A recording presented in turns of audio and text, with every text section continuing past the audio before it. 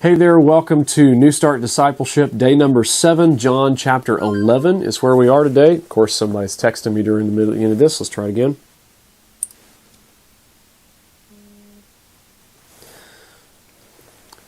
Okay, in 3, 2, 1.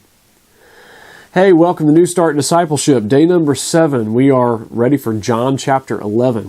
If you recall, yesterday we talked about how Jesus has authority, that he has all authority to accomplish exactly what his purpose is for the world.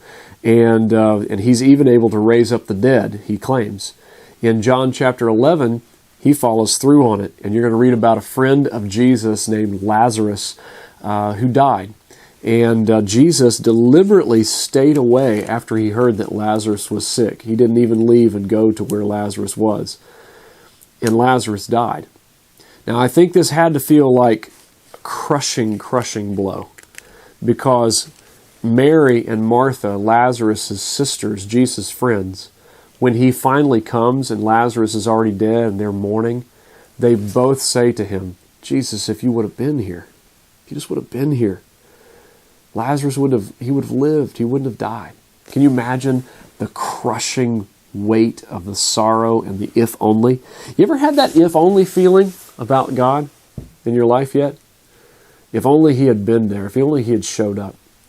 Listen, this is an important thing that you know. God's never too late. He's never too late. He's always on time. His clock keeps perfect time, and he doesn't show up too late. All right? So if there's something you're waiting on, and you feel like God's showing up too late, there's something you're believing God for, keep praying. Keep asking. God doesn't show up late. Never does. He's got a plan. And so in the rest of the story you're going to read, Jesus goes ahead and he heals, he raises Lazarus from the dead 4 days after Lazarus was put in the tomb. All right, so he'd been dead 4 days. This is not a situation where Lazarus had fainted and then lays there with no food and no water in the tomb for 4 days and then gets up and comes out.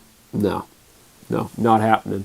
He would have been so weak, and it would have been impossible with no food or water for so long. This is Jesus demonstrating his utter, complete mastery and control over everything, even over death.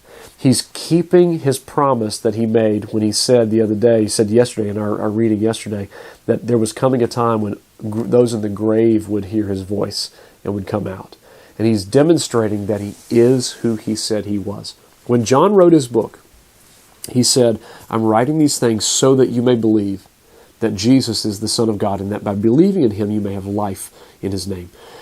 Here's what he's doing. He's demonstrating that Jesus has all that authority, that he is exactly who he's claiming. This is what Jesus did. This is who he was. All right. So as you read this today, just let it soak down in. I think this is an important point about reading the scriptures as a new Christian.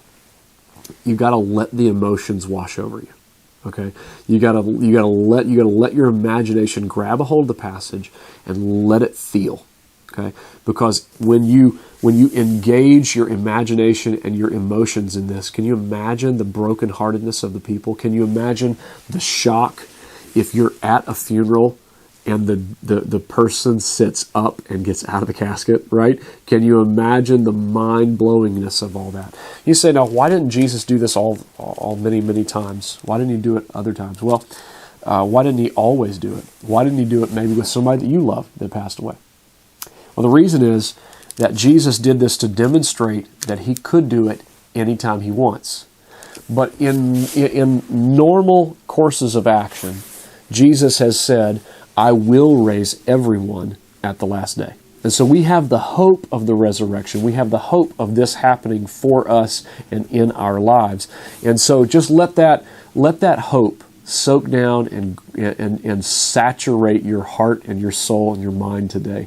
That Jesus is God, and he can raise up anybody, anywhere, anytime. And he will. He will at the last day. You are going to last forever because you're a member of the family of God.